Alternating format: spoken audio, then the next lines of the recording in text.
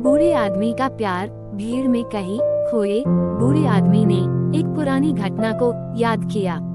अगर मैं मर जाऊं तो क्या तुम रोओगे? उसने पूछा। उसने जैसे ही ये शब्द सुने तो समझ चुका था कि बीवी मजाक नहीं कर रही हैं, बल्कि वो असल में इस सवाल का जवाब जानना चाहती थी। उस पल के भारीपन को दूर करने के लिए उसने कहा, नहीं, मैं खुशी मनाऊंगा, और पता है कैसे, दूसरी शादी करके।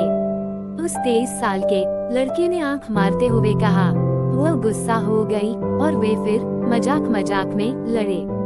वो उससे इतना प्यार करता था कि इन मूर्ख सवालों का जवाब ना देकर सीधा अनदेखा कर दिया करता था। बस जब वह अपनी यादों में तैर रहा था तो उसके बेटे ने उसे कंधे पर हाथ रखकर हिलाया। अतीत से उनकी विचारों की ट्रेन अचानक बंद हो गई थी और वह वर्तमान के स्टेशन पर पहुंच गया।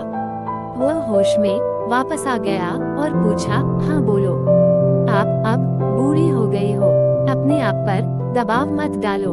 हमारे साथ आने के बजाय मेरा सुझाव है कि आप अपने कमरे में ही कुछ आराम करें। उनके बेटे ने कहा, ठीक है। बूढ़ा आदमी सहमत हो गया। बूढ़ा आदमी अपनी पैदल चलने वाली छड़ी का उपयोग करके अपने कमरे में वापस चला गया। वो अपने कमरे में गया और अपनी पत्नी की तस्वीर के पास खड़ा होकर कुछ देर उसे देखता रहा।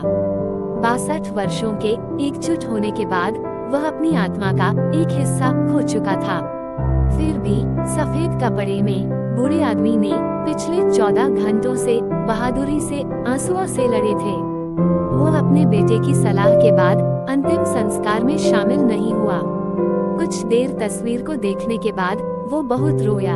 उसकी तस्वीर कुछ ठंडी सी मालूम होती थी। वो चिल्लाया और ऐसा रोया जैसे वो पहले अपने जीवन में कभी नहीं रोया होगा। अपनी छाती के पास उस फोटो को जगह के रख लिया।